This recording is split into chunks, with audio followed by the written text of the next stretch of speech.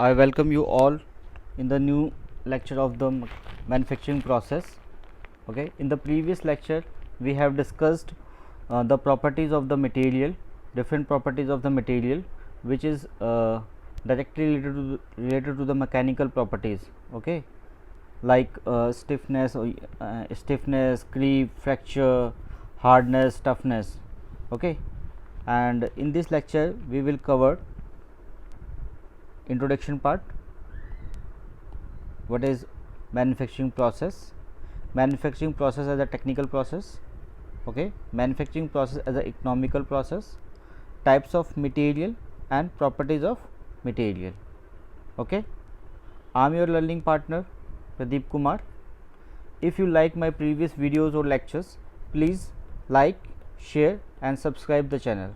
Okay, so that you can you will get the notification at the proper time when I post the new lecture, and it will help you in your upcoming exams. Okay, so let's start with the introduction part. Okay, first of all we have to understand what is manufacturing process. Okay, different books and different authors define manufacturing process in a different ways. Okay, like manufacturing in broad sense is the process of converting raw material into good items, greater values by way of one or more processing and assembly operation. क्या मतलब हुआ भाई इसका? It means कि आपने कोई raw material लिया, you pick any raw material जिसकी वैल्यू अभी क्या है, कम है, लेकिन आपने उसके ऊपर अपने स्किल के अकॉर्डिंग ऑपरेशंस किए और उस रॉ मटेरियल को आपने फाइनल प्रोडक्ट में कन्वर्ट कर दिया. अगर यहाँ पे आपने 10 रुपीज़ का अगर ये मटेरियल है, ठीक है, आपने इसमें प्रोसेस किए 5 के, ठीक है, और ये आपका बन गया फाइनल प्रोडक्ट. अब फाइनल प्रोडक्ट की जो कॉस्ट है, जो इसकी वैल्यू है, ये आप पर डिपेंड करेगी और मार्केट पर डिपेंड करेगी. अगर आप मोनोपोली है, मतलब आप ऐसा कोई प्रोडक्ट बना रहे जिसकी डिमांड बहुत ज़्यादा है और वो कोई नहीं बना रहा, ठीक है, उसकी प्रोडक्शन कोई और नहीं कर रहा, ठीक है, उसकी मैन्युफैक्चरिंग कोई और नहीं कर रहा, तब आपकी मोनोपोली है, आप इस प्रोडक्ट की मुँह मांगी, मतलब जो चाहे आप वैल्यू इसकी डिसाइड कर सकते हैं. ठीक है, लेकिन दूसरे लोग भी इसको प्रोड्यूस कर रहे हैं, तब आपको मार्केट के अकॉर्डिंग इसकी वैल्यू रखनी पड़ेगी. बट मेन कंसर्न हमारा क्या है, हमने रॉ मटेरियल लिया, अनफिनिश्ड प्रोडक्ट, ठीक है, अनफिनिश्ड मटेरियल, और आपने उसके ऊपर कुछ प्रोसेसेस किए. प्रोसेस के अंदर मैन, मटेरियल और मशीन, ये चीज़ें यूज़ होंगी. ठीक है, और भी बहुत सारी चीज़ें हैं, बट ये जो 3M है ये बहुत ही इंपॉर्टेंट है, man, material and machine.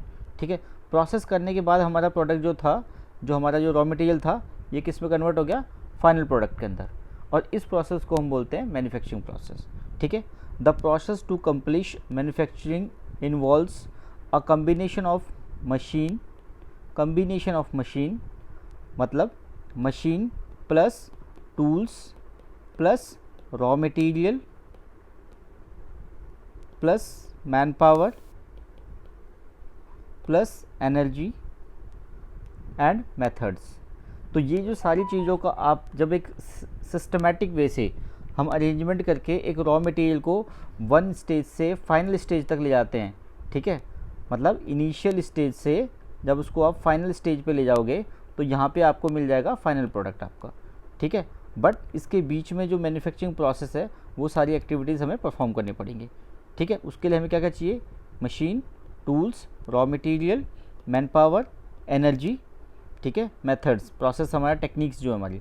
Performed of each operation brings the basic, मतलब एवरी जैसे जैसे आप ऑपरेशन परफॉर्म करेंगे ना, तो आप एक एक स्टेप आगे अपने फाइनल प्रोडक्ट तक पहुंच जाएंगे. ठीक है, material closer to the desired final state.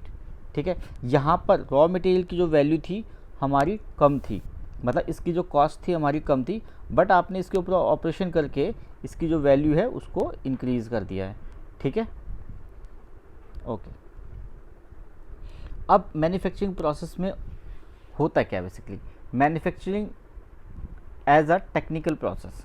ठीक है, टेक्निकल प्रोसेस क्यों है भाई, इस बिकॉज हम टेक्नोलॉजी की हेल्प से, ठीक है, एक जो टेक्निकल अप्रोच है उसको लेते हुए हम काम करेंगे और हमारा जो मैन्युफैक्चरिंग जो प्रोसेस है उसको परफॉर्म करेंगे. ठीक है, उसके लिए हमें क्या क्या रिक्वायरमेंट है, मशीन, टूल्स, एसेसरीज, एसेसरीज में क्या है, हमारे इसके सपोर्टिव एलिमेंट्स आते हैं, ठीक है, मशीन के और टूल्स के, ठीक है। मेथड्स कौन कौन से हो सकते हैं हमारे मैन्युफैक्चरिंग के? देखो मैन्युफैक्चरिंग के बहुत सारे मेथड्स हैं, ठीक है, कटिंग है, फिटिंग है, कास्टिंग है, वेल्डिंग, ठीक है, sheet metal, powder metallurgy, number of methods हैं, ठीक है, बहुत सारे। एनर्जी और पावर में क्या है, आप क्या एनर्जी सप्लाई कर रहे हैं, ठीक है। मैन पावर, आपकी लेबर, डिज़ाइनर, सुपरवाइज़र, मतलब जितने भी लोग आपके डायरेक्टली और इनडायरेक्टली आपके अटैच हैं आपकी, ठीक है, प्रोडक्शन से, वो सारे के सारे मैन पावर के अंदर आएंगे। हमें ये कंसेप्ट बिल्कुल नहीं रखना कि मैन पावर का मतलब सिर्फ लेबर है, ठीक है, ह्यूमन रिसोर्स हमारा इसके अंदर आएगा। Okay, manufacturing as a economical process, ये क्या होता है भाई? बेसिक मटेरियल लिया, बेसिक मटेरियल का मतलब क्या होता है? रॉ मटेरियल भी हो सकता है, और थोड़ा सा अगर आप उसको क्लासीफाई कर दो तो बेसिक फॉर्म के अंदर आप उसको लेंगे तो उसको आप बेसिक रॉ मटेरियल भी बोल देते हैं, ठीक है। Material in process, material in process में क्या होगा, यहाँ पर आप अप्लाई करेंगे मेथड्स, ठीक है। कौन कौन से method? Welding, casting, threading, facing, tapping, turning, ठीक है, ये सारे के सारे, फॉन्ड्री, ये सारे के सारे प्रोसेस आप यहाँ पे करेंगे, और फिर आपका जो प्रोडक्ट था, जो बेसिक प्रोडक्ट था, वो किस में बन गया? फाइनल प्रोडक्ट में। ये हमारा सबसे क्या है? इकोनॉमिकल प्रोसेस है हमारा, ठीक है। अब टाइप्स ऑफ मटेरियल क्या होते हैं भाई? आप मटेरियल पे परफॉर्म तो कर रहे हैं, आपको ऑपरेशंस पता लग गए, लेकिन कौन सा मटेरियल कैसा है ये कैसे पता लगेगा आपको? Because different materials have different properties, different characteristics, different behaviour. Whenever a material goes on a certain condition, it will behave with different parameters and different situations and different way. Okay, it means whenever you can apply a heat or energy or electricity or pressure or temperature to any material, every material behave in a different way. So once you decide that, you have to be decide first ki which material you are choosing, and the selection of material totally depends on the your requirement of the final product, what you want from the final product. Okay, then this requirement, the requirement of your final product will give you the answer which material is suitable for your final product. So material engineering materials को two classification, the two number of parts में हमने इसको divide किया है, ठीक है, to type से हमने इसको क्लासीफाई किया है, ठीक है, डिफरेंशिएट किया है।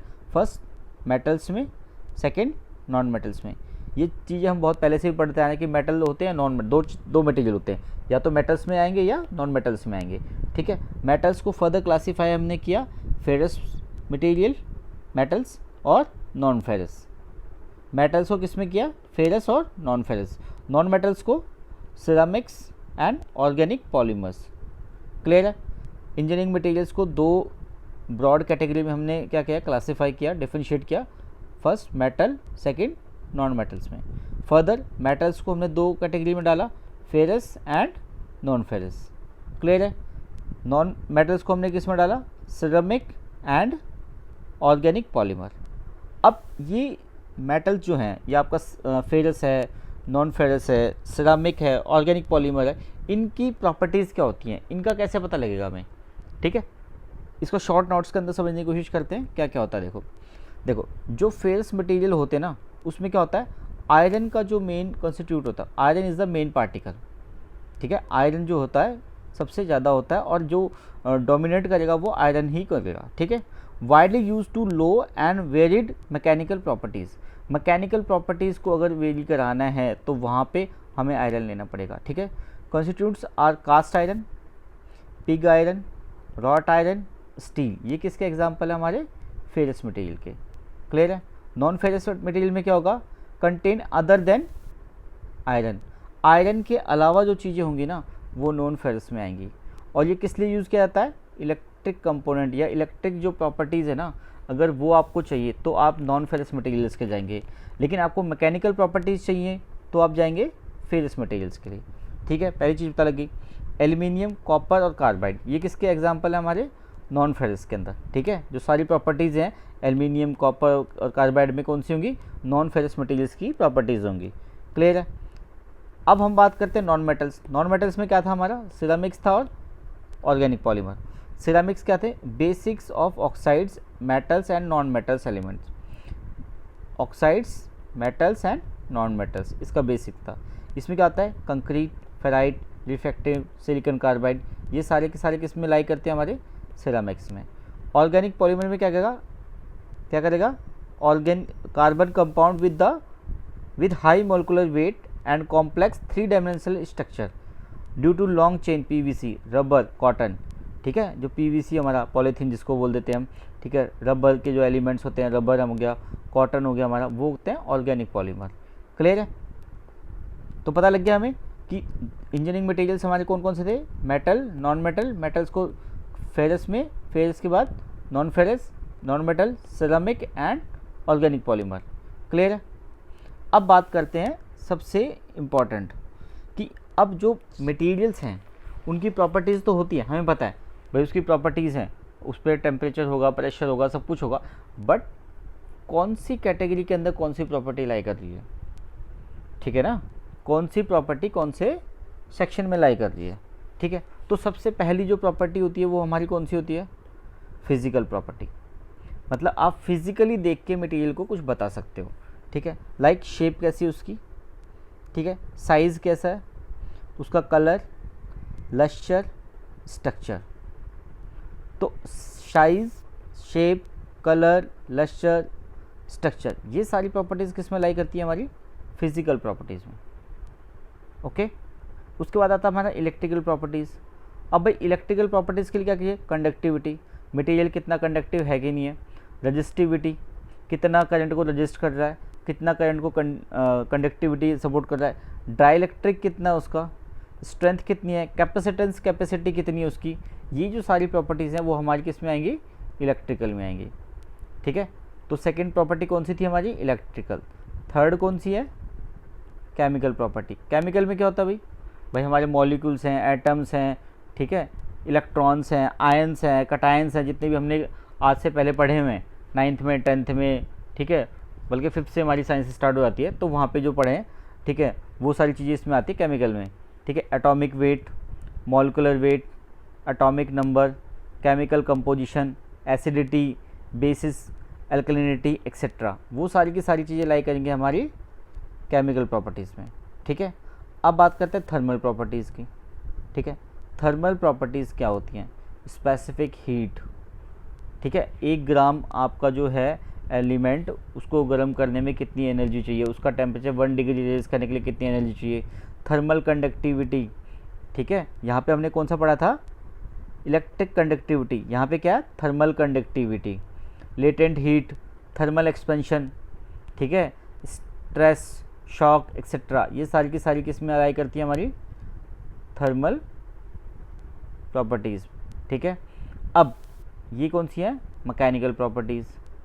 मैकेनिकल प्रॉपर्टीज़ कौन कौन सी होती हैं, हार्डनेस, भाई कोई एलिमेंट आपका कितना हार्ड है, ठीक है, स्टिफ कितना है, इलास्टिसिटी कितनी है, ठीक है, मतलब आपने उस पर फोर्स लगाया, अगर वो सेम पोजीशन पे आ गया वापस, तो स्टिफनेस, इलास्टिसिटी कितनी है उसकी, ठीक है, प्लास्टिसिटी कितनी है, डक्टिलिटी कितनी है, क्रीप क्या है, फ्रैक्चर क्या है, टफनेस क्या है, ये सारी की सारी किस में लाई करती है, मैकेनिकल प्रॉपर्टीज़।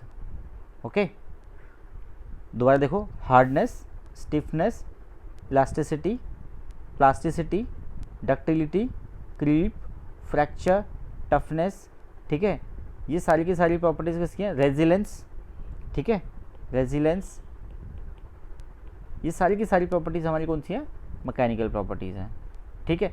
अब आप सोच, मैंने एक लेक्चर बना रखा है, ऑलरेडी बना रखा है, अगर आप मेरे चैनल पे जाके देखेंगे, ठीक है, तो मैकेनिकल प्रॉपर्टीज़ को मैंने ब्रॉड के अंदर पूरा एक स्पेसिफिक जो पूरा का पूरा वन आवर का 35 मिनट्स का जो लेक्चर है, पूरा का पूरा डेडिकेटेड है किसको है, मैकेनिकल प्रॉपर्टीज़ को, बिकॉज आपके एग्ज़ाम में मैकेनिकल प्रॉपर्टीज़ बहुत ज़्यादा पूछी जाती हैं, ठीक है। तो स्पेशली इस मैकेनिकल प्रॉपर्टीज़ के ऊपर एक ऑलरेडी एक लेक्चर बना हुआ है, आप उसको गो थ्रू कर सकते हैं, ठीक है।